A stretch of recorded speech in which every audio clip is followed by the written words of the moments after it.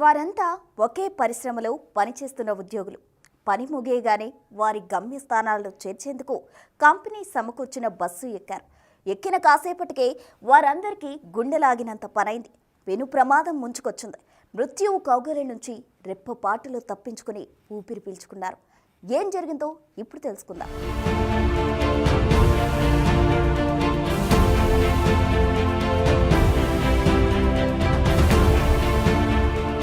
సంగారెడ్డి జిల్లా కోహిర్ మండలం దిగ్వాల్లో ఓ పిరామిల్ పరిశ్రమ ఉంది.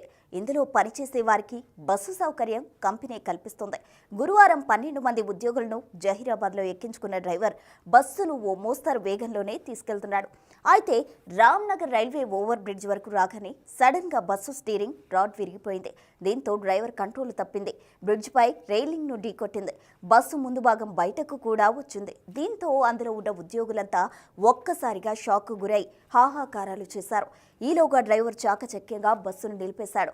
ఊపిరి పీల్చుకున్న ఉద్యోగులు గబగబా బస్సు దిగిపోయారు. ఇంకా ఒక్క క్షణం ఆలస్యమైన బస్సు వంతెనపై నుంచి కిందకు పడిపోయేది. పెను ప్రమాదం సంభవించేది.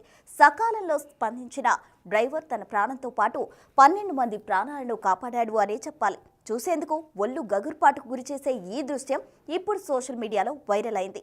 రైలింగ్ గట్టిగా ఉండడంతోనే ప్రమాదం తప్పిందని కొందరు అంటుంటే డ్రైవర్ గ్రేట్ అంటూ మరికొందరు కామెంట్ చేస్తున్నారు. మరి మీరు ఏమంటారో కామెంట్ చేయండి.